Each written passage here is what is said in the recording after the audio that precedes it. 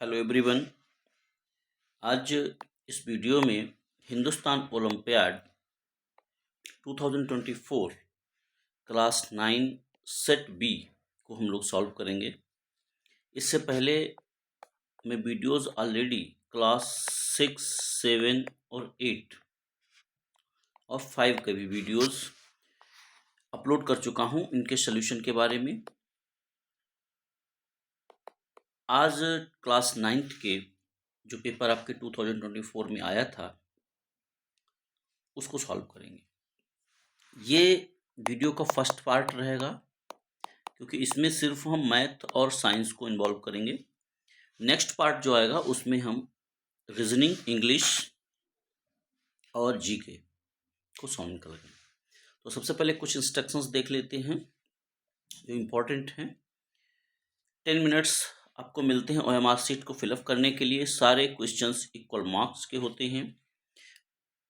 100 question total try करने होते हैं, 20 from each section. Total 5 sections होते हैं। टाइम 2 आवर रहता है। कोई निगेटिव मार्किंग नहीं, यानी सारे क्वेश्चंस आपको ट्राई करने होते हैं।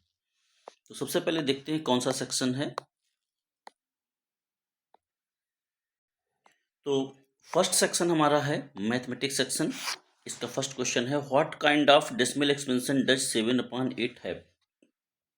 7/8 जो है वो किस टाइप का डेसिमल एक्सपेंशन है? Non terminating, repeating, infinite, non terminating, non repeating. देखिए, इसको हम डिवाइड करेंगे।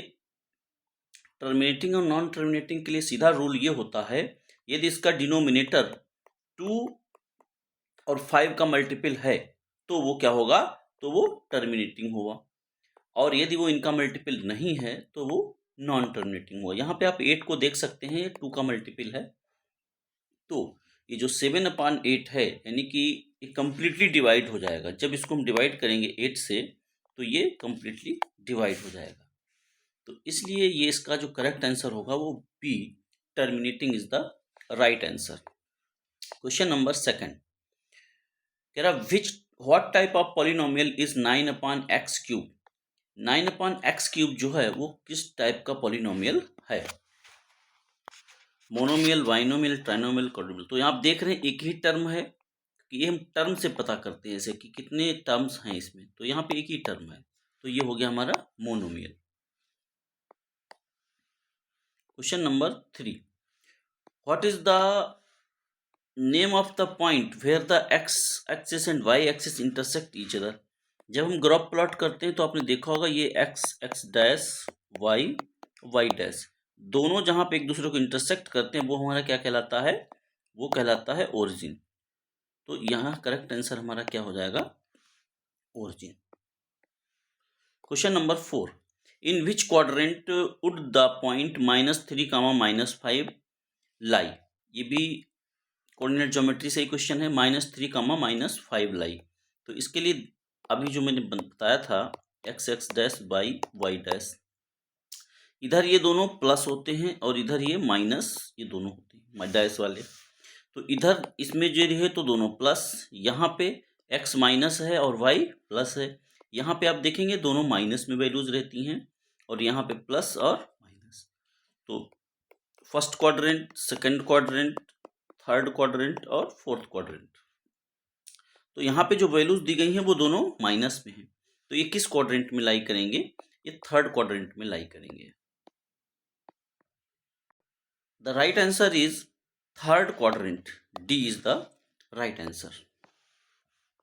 Question number 5, Neha bought tickets for a movie. She brought 3 adult tickets and 2 children tickets for 600 rupees. If one adult ticket cost 150, how much does the children cost? देखिए यहाँ पे जो adult की cost है वो दी गई है 150।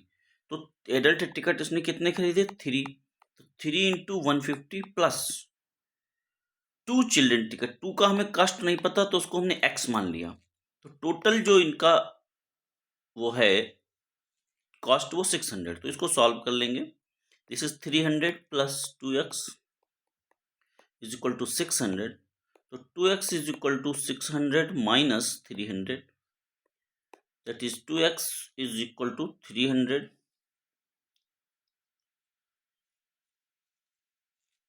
सॉरी यहाँ पे मिस्टेक हो रहा है, 15 3 जा 45, 450 आएगा, 450 माइनस करेंगे यहाँ पे, तो 450 माइनस करोगे तो आ जाएगा 150, हाँ 150, तो x is equal to 150.2, that is 75। तो उसका जो चिल्ड्रन टिकट है वो 75 रुपीज का है। B is the right answer. आशा करता हूँ मेरी वीडियोस आपको हेल्प कर रहे होंगे प्रिपरेशन में। तो यदि आप फर्स्ट टाइम चैनल को देख रहे हैं वीडियो को, तो चैनल को सब्सक्राइब और लाइक करें तथा अन्य स्टूडेंट्स को भी शेयर करें जो तैयारी कर रहे हैं हिंदुस्तान ओलंपियाड या इससे जुड़े हुए हैं इसकी प्रिपरेशन से, ताकि चैनल को सपोर्ट मिल सके और आपकी मैं यूं ही मदद लगातार करता रहूं। क्वेश्चन नंबर 6 कह रहा which point will lie on the line represented by the equation y is equal to 3x minus 2। देखिए एक इक्वेशन यहाँ पे दी गई है y is equal to 3x minus 2। इसको दो तरीके से हम सॉल्व कर सकते हैं, या तो पहले हम उसकी लाइन ड्रॉ कर लें, या फिर इन वैल्यूज को इसमें पुट करके देख लें कि वो सेटिस्फाई कर रही हैं कि नहीं कर रही हैं। जो फर्स्ट वैल्यू होती है वो x होती है, दूसरी वाली y होती है सब में, ठीक है। तो यदि हम x is equal to 3 put कर देते हैं तो 3 3 9 माइनस 2 7 आ जाएगा, यानी ये नहीं हो सकता, पहली वाली वैल्यू नहीं हो सकती। यहाँ पे x की वैल्यू पुट करेंगे, 3 2 जा 6 माइनस 2 3 आ जाएगा, ये भी नहीं हो सकता। 0 पुट कर दोगे तो माइनस 2 आएगा। देखिए x बराबर इसमें 0 पुट कर दोगे तो y इज इक्वल टू क्या आएगा, y is equal to minus 2 आ जाएगा। तो ये वैल्यू सेटिस्फाई कर रही है। तो 3 पुट कर दोगे, 3 3 जा 9 माइनस 6 सॉरी 9 माइनस 2 7 आ जाएगा, तो ये भी नहीं वैल्यू हो सकता। तो इसका जो करेक्ट आंसर होगा वो सी होगा। एक तो ऐसे वैल्यू पुट करके आप इसको देख सकते हैं। दूसरा एक ग्राफ भी इसमें प्लॉट कर सकते हैं। देखो उसको अभी मैं तरीका सिखाई दे रहा हूँ आपको कि कैसे, हालांकि ग्राफ पेपर पे होगा सही से। x x dash y y dash, जो एक जनरल इक्वेशन होता है लाइन का, y is equal to m x plus c, ये y इंटरसेप्ट कहलाता है, m यहाँ पे स्लोप कहलाता है। तो y इंटरसेप्ट कितना है, -2। तो y इंटरसेप्ट ये मान लीजिए -1 है, ये -2 है, -1 -2। तो एक पॉइंट हमको कहाँ मिल गया, यहाँ पे मिल गया -2 पे, और इसको हम लिखेंगे 3/1 राइज और रन। तो 3 1 2 1 2 और 3, यानी तीसरा पॉइंट यहाँ पे पहुंचेगा 1। ये राइज और रन कितना है 1, तो 1 इधर को चलना है, तो ये पॉइंट यहाँ से पास होगा।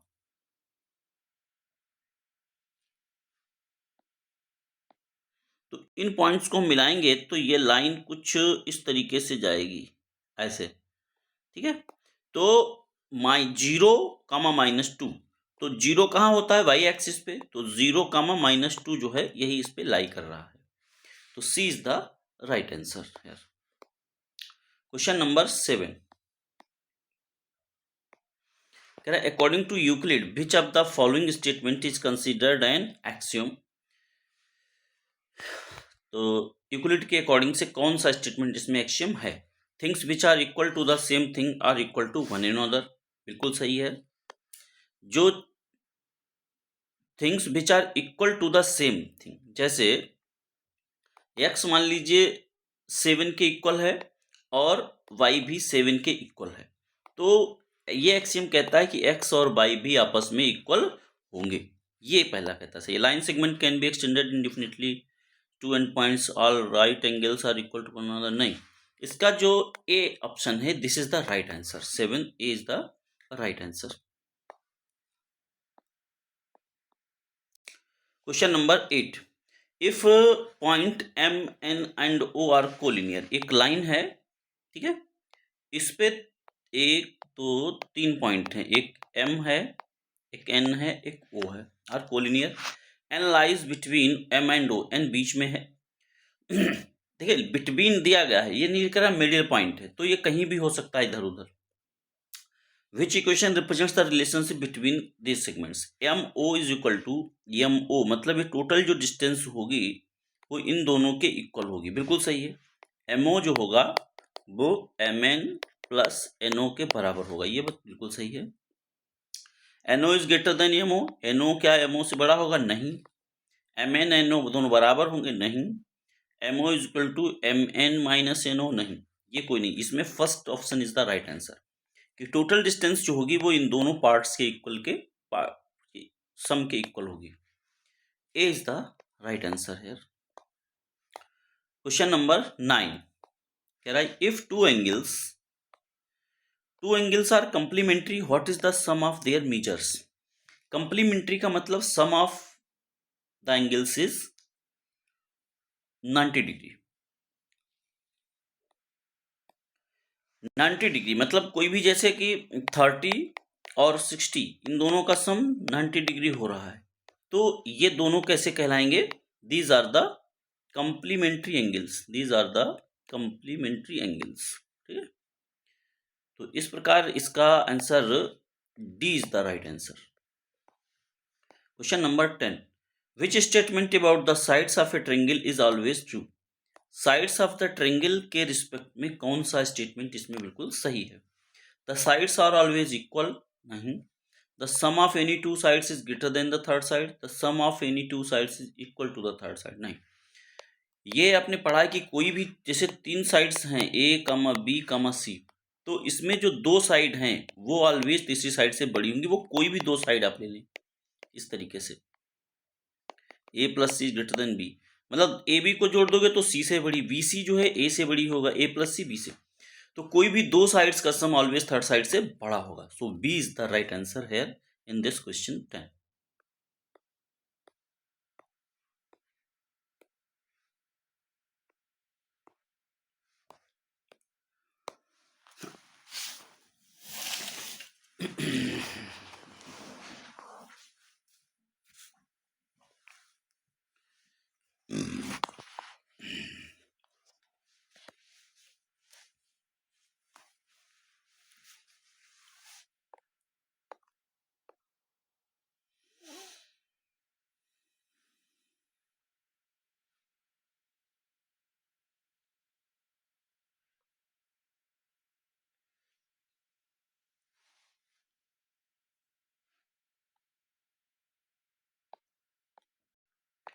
नेक्स्ट क्वेश्चन है 11 in the triangle P Q R P S is the altitude. P S जो है वो हमारा एल्टीट्यूड है। Given that P Q is equal to 6 and P R is equal to 8 centimetre, which of the following is true about triangle P S Q? P S Q के बारे में और triangle P S R के बारे में यहाँ पे कौन सा सही है? Congruent by R H S, S A S, P S R. देखिए यहाँ पे पी एस तो हमारा इक्वल है दोनों में, P S is equal to P S, यानी ये कॉमन हो गया। दूसरा राइट एंगल है, यानी कि P S Q, angle P S Q दोनों में बराबर है, 90 डिग्री है P S Q.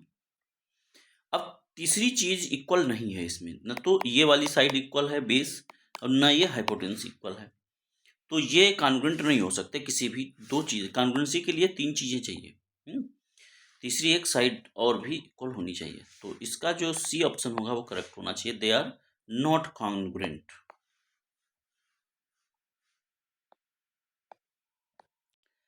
Question number 12 है in a square which of the following properties does not hold true? कह रहा है नॉट होल्ड ट्रू, ट्रू नहीं है। तो जैसे हमने कोई स्क्वायर बना लिया तो कह रहा है डायगोनल्स बाइसेक्ट द एंगल्स, बिल्कुल सही है, डायगोनल्स जो होंगे वो बाइसेक्ट करते हैं। फिर कह रहा एंगल्स ईच अदर भी बाइसेक्ट करते हैं। डायगोनल्स आर इक्वल, इक्वल भी होते हैं। डायगोनल्स आर नॉट परपेंडिकुलर, ये गलत है क्योंकि परपेंडिकुलर भी होते हैं। ये आप देखेंगे तो ये एंगल, ये एंगल, ये एंगल, एंगल सारे इक्वल, क्योंकि साइड्स इक्वल हैं चारों, तो इनके सामने के एंगल भी इक्वल होंगे। और टोटल 360 है, 4 से डिवाइड करोगे तो 90 आ जाएगा। तो परपेंडिकुलर भी होते हैं, इसमें कह रहे हैं नॉट परपेंडिकुलर, तो here D is the right answer.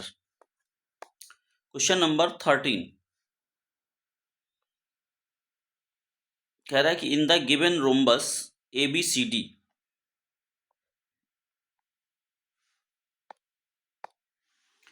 Diagonals AC and BD intersect at point O। एक रोम्बस दिया गया है, इसके डायगनल्स दोनों को कट कर रहे हैं, डायगनल्स 90 डिग्री पे हैं, यह बताया गया है यहाँ पे। इफ AC इज 12, AC जो है ये पूरा जो है ये कितना है, ये 12 है, and VD is 16, which statement correctly describes the relationship between angle AOB और COD। तो इसमें देख लेते हैं, एक तो ये साइड इक्वल है, ठीक है, AB CD के इक्वल हो गया, रोम्बस की साइड्स इक्वल होती हैं। दूसरा इसके डायगोनल्स, तो यहाँ पे डायगोनल्स जो होते हैं रोम्बस के वो एक दूसरे को बाइसेक्ट करते हैं। तो यहाँ पर OB जो होगा OD के इक्वल होगा, OB is equal to OD, और OA is equal to OC। यहाँ पे हालांकि 90 डिग्री एंगल भी इक्वल है, लेकिन यहाँ पे जो प्रॉपर्टी होगी कॉन्ग्रुएंसी की वो S होगी।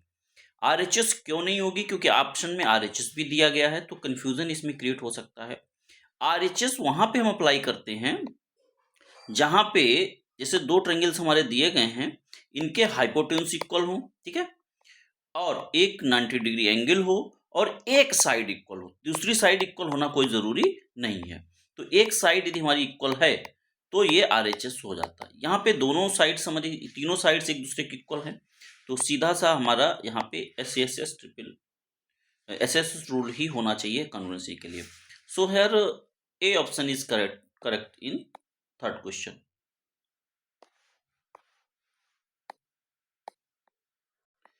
Question number 14, in a circle a radius drawn to a point contact of a tangent. जैसे हमारा कोई सर्किल है मान लीजिए, और उस पर एक टेंजेंट ऐसे खिंचा हुआ है, अब वो कह रहा है कि इस टेंजेंट पे जहां पे टच हो रहा वहां पे यदि हम ऐसे रेडियस को खींचें तो always perpendicular to the tangent.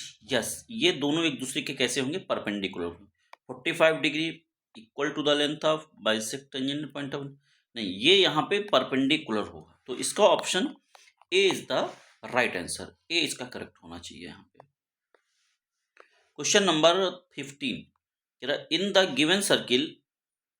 Given circle with centre O, एक सर्किल दिया गया है जिसका कि सेंटर क्या है, O है। Two tangents PA and PB are drawn from an external point, एक एक्सटर्नल पॉइंट से इस पे दो टेंजेंट्स ऐसे ड्रॉ की गई हैं, touching the circle eight point A and B, दोनों A और B पे इसको ऐसे टच कर रही हैं। तो PA, एक पॉइंट A है, एक B है, PA is equal to PB, यानी ये दोनों इक्वल हैं, एंड OP ये वाली जो डिस्टेंस है OP ये दी गई है 13 दी गई है, and the radius is 5, this is 5 centimetre, ठीक है। तो ये आपको पता है, ये 90 डिग्री अभी ऊपर क्वेश्चन में आ चुका है, ये 90 डिग्री हो गया, ये हमको पता है 5 है, ये हमको पता है 13 है, ठीक है। What is the length of each tangent, और दोनों टेंजेंट्स इक्वल हैं, तो आप किसी में भी पाइथागोरस लगा दीजिए। देखिए आपको क्या बन रहा है, राइट एंगल ट्रायंगल बन रहा है, पाइथागोरस लगा दीजिए। तो इसमें क्या होगा, इसमें ये वाला हाइपोटेन्यूज है और ये परपेंडिकुलर है, बेस आपको निकालना है। तो बेस कैसे निकल आएगा, 13 स्क्वायर माइनस 5 स्क्वायर, तो 13 स्क्वायर कितना हो गया, 169 माइनस 25, यानी ये आ जाएगा 144, और इसका हम रूट ले लेंगे, यानी कि 12 सेंटीमीटर। तो जो ये लेंथ होगी इसकी टेंजेंट की, ये कितनी होगी, 12 सेंटीमीटर होगी, इज द राइट आंसर। तो चलिए ऑप्शन देख लेते हैं। यहाँ फिगर भी हमको दिया गया है, तो अच्छे से आप देख सकते हैं कि इस तरीके से ये, तो ये भी 90 डिग्री होगा और ये भी 90 डिग्री होगा, ये दोनों इक्वल हैं, ये भी इन्होंने बताया है। तो जब ये 90 डिग्री है और ये 13 है, तो ये कितना हो जाएगा, ये 8 नहीं होना चाहिए, 8 गलत ऑप्शन लगा है इसमें, 12 होगा, क्योंकि ये बेस को हम कैसे निकाल सकते हैं, 13 स्क्वायर माइनस 5 स्क्वायर करके। 169 माइनस 25 दैट इज 144। तो AP जो हमारा आ जाएगा, AP square is equal to 144, AP is equal to root 144 that is 12 centimetre. तो here V is the right answer. Question number 6, if a triangle has semi perimeter of 9 centimetre, एक triangle है उसका semi perimeter दिया गया है, semi perimeter का मतलब S हमको दे दिया गया है 9 centimetre, and two sides 7 centimetre and 5 centimetre. मान लीजिए A is equal to 7 centimetre दे दिया गया है and V is equal to 5 centimetre दे दी गई। तो हमसे कह रहा है कि थर्ड साइड इसकी कैलकुलेट करो, तो सीधा है, हमको हीरोन्स फार्मूले का यूज करना है। नहीं सॉरी, हीरोन्स फार्मूले का नहीं, वो तो एरिया के लिए हो जाएगा। सेमी पेरीमीटर क्या ही फॉर्मूला लगा देंगे, A plus B plus C upon 2। Semi perimeter 9 दी गई है, तो ये हमारा 9 हो गया। A प्लस बी यानी 7 प्लस 5 प्लस x मान लेते हैं इसको 2, तो ये हो जाएगा 18, 12 प्लस x, तो x is equal to 18 minus 12 that is 6। 9 दिया गया था ना, तो 9 टू जा 18 और 18 माइनस 12 6, तो 6 सेंटीमीटर इसका करेक्ट आंसर होना चाहिए। V is the right answer. Question number 17 कह रहा है कि Rohit is planning to set up a triangular garden in his backyard. उसे एक ट्रायंगुलर गार्डन बनाना है इस तरीके से, ठीक है। The sides of a garden are in the ratio 3, 5, 4, 5।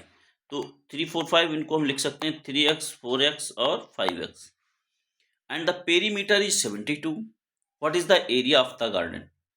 तो पहले तो हम उसकी साइड्स निकाल लेते हैं यहाँ से कि हमको पेरीमीटर दिया गया है, तो 3x plus 4x plus 5x is equal to 72, that is 4, 3, 7, 5, 12, 12x is equal to 72, x is equal to 6, x is equal to 6 है, तो ये हमारी साइड हो जाएगी 18, ये साइड हमारी हो जाएगी 24 और ये साइड हमारी हो गई 30। तो हमको तीनों साइड्स पता चल गई, A, B और C। अब हमको यहाँ पे एरिया निकालना है, तो यहाँ पे अब एरिया निकालने का एक ही तरीका है कि आप हीरोन्स फार्मूले का प्रयोग करें। तो चलिए फिर से इसको हम सॉल्व करते हैं। ABC की वैल्यूज हमको पता चल गई हैं, 18, 24 और 30।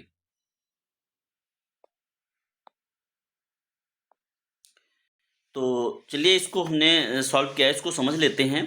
हमने तीनों साइड्स निकाल ली थी, 18, 24 और 30। इसके बाद सेमी पेरीमीटर हमने निकाल ली, पेरीमीटर 72 दिया गया था, तो हमने इसको सॉल्व किया, A plus B plus C upon 2 यानी 72 इज इक्वल टू 36, हमारा सेमी पेरीमीटर हमारा आ गया। इसके बाद अब हीरोन्स फार्मूला हमने यूज कर दिया। हीरोन्स फार्मूला हमारा क्या कहता है, S minus A, S minus B, S minus C. तो S हमारा 36 आ गया, S माइनस ए यानी 36 माइनस 18, 18 आ जाएगा। S माइनस बी यानी 36 माइनस 24, 12 आ जाएगा। S minus C 36 minus 30 equal to 6। इनको हम सॉल्व कर लेंगे, तो 36 ऐसे ही रखा, 18 को हमने 6 इंटू 3 लिख दिया, 12 को 4 इंटू 3 और 6। तो यहाँ पे इसका तो स्क्वायर रूट 6 आ जाएगा। ये 6 देखिए 2 बार है, पेयर है, तो एक 6 बाहर आ गया, 4 का स्क्वायर रूट 2 आ गया और 3 बाहर आ गया। इनको मल्टीप्लाई करते हैं तो हमारा आता है 216 सेंटीमीटर स्क्वायर। तो here the correct answer is 216 metre square. Sorry, metre में वैल्यूज दी गई हैं तो मीटर स्क्वायर हो जाएगा। तो D is the right answer in this question. Question number 18 कह रहा, which of the following correctly describes the relationship between the radius of a sphere and its volume. तो वॉल्यूम ऑफ द स्फीयर क्या होता है उसका formula हम लिख लेते हैं, वॉल्यूम ऑफ स्फीयर क्या होता है, 4/3 पाई आर क्यूब, ये होता ना। तो volume of sphere directly proportional होता है क्यूब ऑफ इट्स रेडियस, बिल्कुल सही है। B is proportional to radius का क्यूब के इक्वल होता है। Independent of it says no, तो इसका फिलहाल तो ए ऑप्शन ही होना चाहिए। चलिए अन्य ऑप्शंस भी देख लेते हैं। इसका ए ऑप्शन ही करेक्ट है। Volume of a sphere is directly proportional to the square of its radius, नहीं। The volume of the sphere is directly proportional to its radius, नहीं। तो V is proportional to R cube, यानी उसके cube के proportional होता है, तो A option इस क्वेश्चन का सही होगा। क्वेश्चन नंबर 19, यहाँ पे एक कोन की बात की गई है। Slant height of A cone is 13 centimetre. एक कोन हमारा दिया गया है इस तरीके से, इसकी स्लैंट हाइट यानी ये वाली तिरछी ऊंचाई जो है ये 13 सेंटीमीटर दे दी गई है। And it's base radius is 5, और दिस इज बेस रेडियस जो है ये हमारा कितना है, ये 5 है। यानी this is R, this is L. Find the height of the cone and its value. तो हमको ये एक तो निकालना, इसका हाइट कितना हो जाएगा, और फिर उसका हमें यूज करके वैल्यूम भी निकालना है। तो हाइट कैसे निकालेंगे, हाइट हम एल की मदद से, L is equal to formula हमारा होता है √h² प्लस r²। तो एल हमको कितना पता है, 13। तो 13 का स्क्वायर हो जाएगा इधर, 13² is equal to h² plus r², it is 169 minus r है 5, तो इधर 25 h²। तो h² is equal to 144 and h is equal to 12। 12 is the right answer. तो h हमारा क्या आ गया, 12, यानी कि फिलहाल तो ए ऑप्शन इसका करेक्ट है। अब इसका हमसे कह रहा है कि वॉल्यूम भी निकालो। तो वॉल्यूम क्या होता है, 1/3 पाई r²h। वैल्यू पुट कर देंगे, पाई 3.14 दिया गया है, r² यानी 25 है, और h कितना है, 12 है। तो 3 से इसको डिवाइड कर देंगे, 3 4 जा 12, 25 4 जा 100। तो 3.14 into 100, that is 314 is the right answer. So here centimeter cube, A option is the correct answer. Last question, in a frequency polygon the points are plotted y. Frequency polygon जो हम बनाते हैं इस तरीके से होता है फ्रीक्वेंसी पॉलीगन। तो उसमें क्या करते हैं, जो हम बार होते हैं उनके मिडिल पॉइंट्स को आपस में ऐसे टच करते हैं, ठीक है। तो connecting the cumulative frequencies, connecting the lower class limits, या connecting the mid points of the class intervals. तो इसका जो करेक्ट आंसर है ये सी होना चाहिए, connecting the middle points of A class interval is the right answer. Next section हमारा है science. Which factor does not affect the rate of evaporation. इनमें से कौन सा ऐसा फैक्टर है जो एवेपोरेशन को इफेक्ट नहीं करता है। एवेपोरेशन इफेक्ट करता है, वेट ऑफ द लिक्विड नहीं करता, सरफेस एरिया, टेम्परेचर, ये तीनों करते हैं, वेट ऑफ द लिक्विड नहीं करता है, यानी कि V is the right answer here. Question number 22, what is a compound heterogeneous mixture, pure substance made of one type of atom, mixture of two or more elements, pure substance composed of two or more chemically combined. Yes,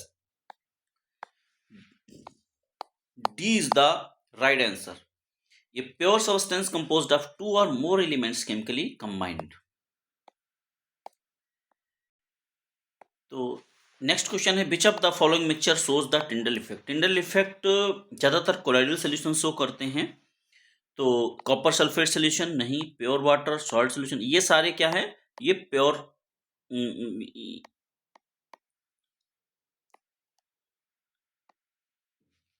ये सारे solutions जो है नहीं show करेंगे Tyndall effect. Milk जो है वो colloidal solution है, वो शो करेगा।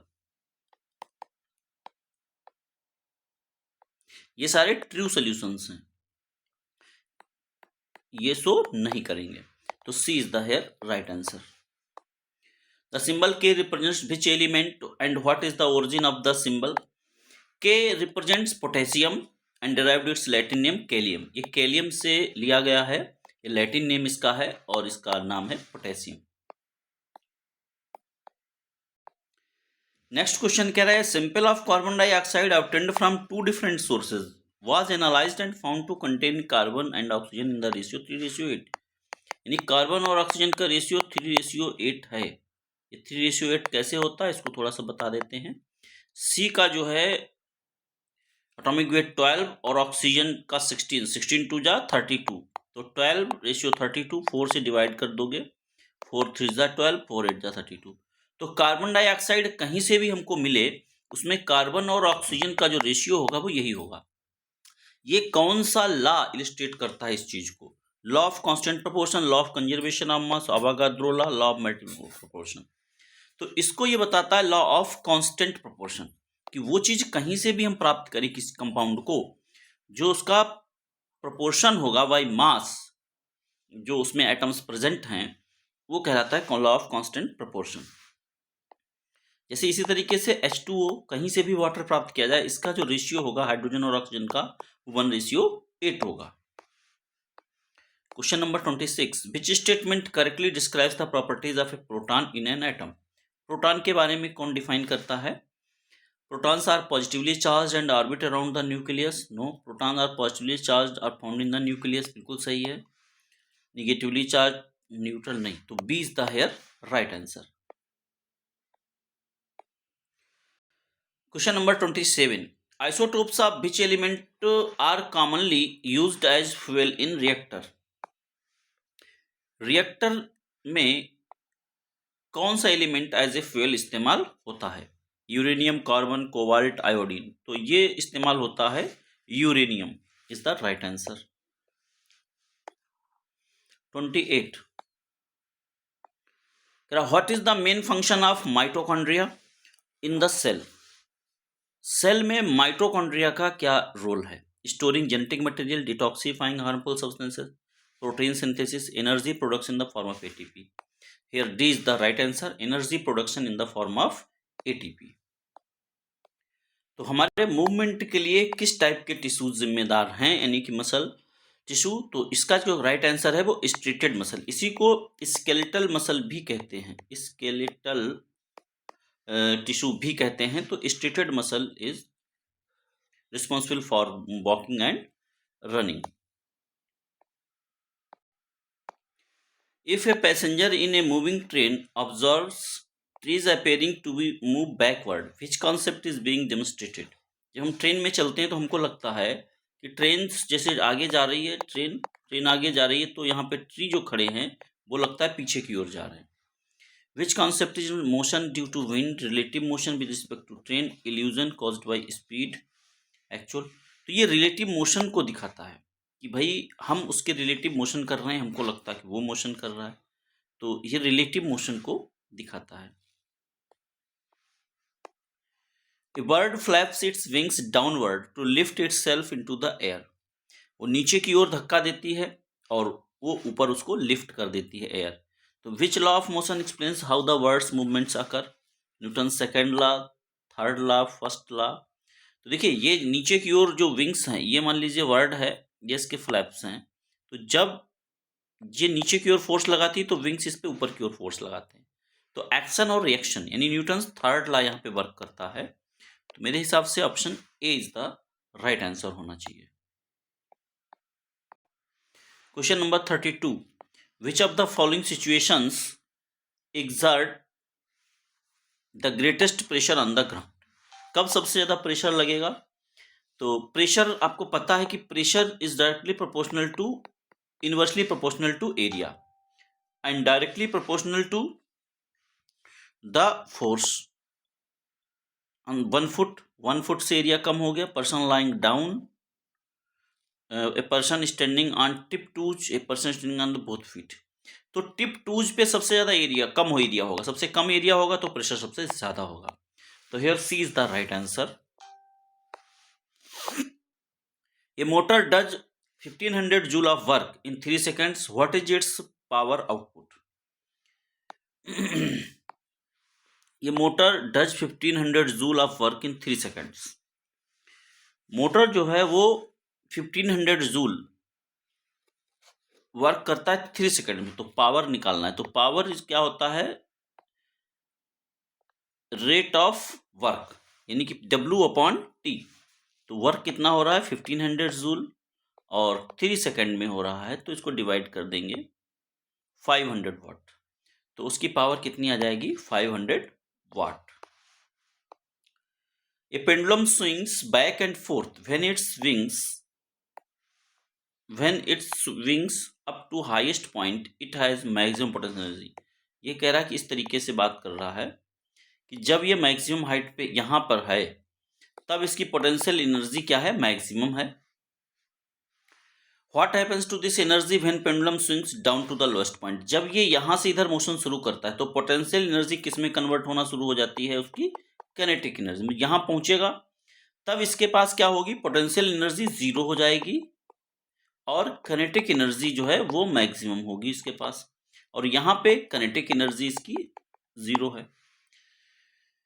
It converted into kinetic energy, it is lost as heat remains as potential energy, नहीं, it converted into kinetic energy. जब यहां पहुंचेगा तो पीई के ई में बदल जाती है, तो here A is the right answer.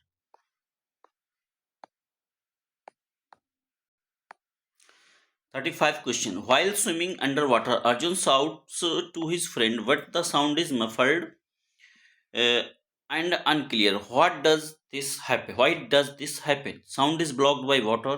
Sound travels through water but is distorted. Sound travels faster what is absorbed by water. Sound cannot travel through water. इसका करेक्ट आंसर होगा V, sound travels through water what is distorted, लेकिन वो जो है थोड़ा सा disturb हो जाती है, तो इसका बी ऑप्शन करेक्ट होगा, इसलिए वो क्लियर उस तक नहीं पहुंच पा रही है। Question number 36, sound is a type of wave in the air. वो किस टाइप की वेव है हवा में, electromagnetic, mechanical, transverse, longitudinal wave. तो यहाँ पे ये क्वेश्चन बहुत ही अच्छा है और कंफ्यूजन वाला भी है। Sound is which type of wave in the air. देखिए यहाँ पे मीडियम की बात की गई है, तो इलेक्ट्रोमैग्नेटिक तो हो नहीं सकता है, ट्रांसवर्स भी नहीं हो सकता है। इसमें दो ऑप्शन सही लग सकते हैं बच्चों को, मैकेनिकल और लॉन्गिट्यूडनल वेव। मैकेनिकल वेव भी है और लॉन्गिट्यूडनल वेव भी है साउंड, बट यहाँ पे कौन सा सही होगा ये समझने वाली बात है। मैकेनिकल वेव्स उनको कहते हैं जो मीडियम में चल सकती हैं, तो यहाँ पे उन्होंने एयर की बात करी दी है मीडियम की, तो मैकेनिकल का कोई लॉजिक नहीं बनता है। ठीक है, मैकेनिकल और इलेक्ट्रोमैग्नेटिक का मतलब अंतर यही है, मैकेनिकल वो है जो मीडियम की जरूरत है, इनको मीडियम की जरूरत नहीं है, तो उसका तो कॉन्सेप्ट ही नहीं रहा। तो अब पूछ रहा है कि मैकेनिकल में भी टू टाइप्स की होती हैं, ट्रांसवर्स और लॉन्गिट्यूडनल। तो ट्रांसवर्स है नहीं तो लॉन्गिट्यूडनल है, यानी कि इसके जो पार्टिकल्स हैं एयर के, वो जो मोशन करते हैं वो परपेंडिकुलर मोशन करते हैं to the propagation of the wave. Sorry, उसी लॉन्गिट्यूडनल नहीं मोशन करते, वो परपेंडिकुलर नहीं, बट उसके अनुदिश मोशन करते हैं, जिधर वेव जा रही है उसी डायरेक्शन में, सेम डायरेक्शन में इसके जो है मोशन करते हैं particles of the air. So here right answer is longitudinal wave. इस तरीके से इसको समझ लो, जैसे कि इसमें वाइब्रेशन भी ऐसे ऐसे होगा और वेव भी आगे जा रही है ऐसे ऐसे करके जो है।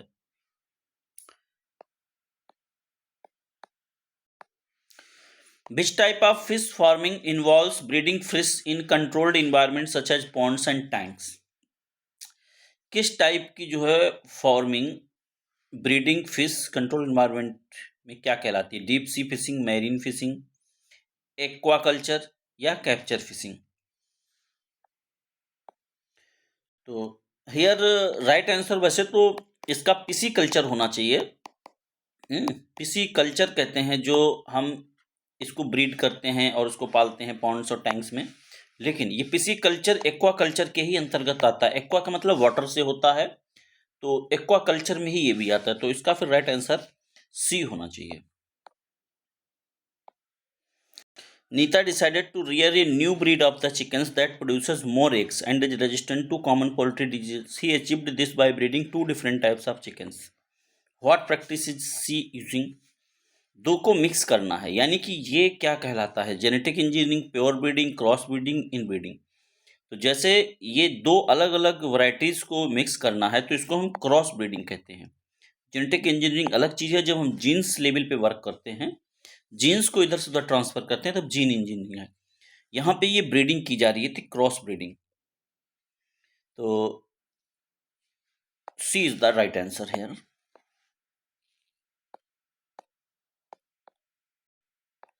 कह रहा है in the given diagram below which part of the plant cell is mitochondria. Mitochondria यहाँ पे क्या है? तो माइटोकॉन्ड्रिया हमारा ये दिख रहे हैं हमको, ये माइटोकॉन्ड्रियास होते हैं और इनको दिखाया गया है पी से। तो here right answer is D, P. Question number 40, this is the last question of science section. In the diagram of the neuro unit of nervous tissue below which part is nucleus. Nucleus कौन सा होता है? Nucleus ये बीच में पाया जाता है, Q. Right answer is a. तो इस प्रकार हमने टोटल 40 क्वेश्चंस इस पेपर के देख लिए हैं। नेक्स्ट वीडियो में हम लॉजिकल रीजनिंग से इसको देखेंगे 41 से, जो कि आगे नेक्स्ट वीडियो पार्ट में हम देखेंगे।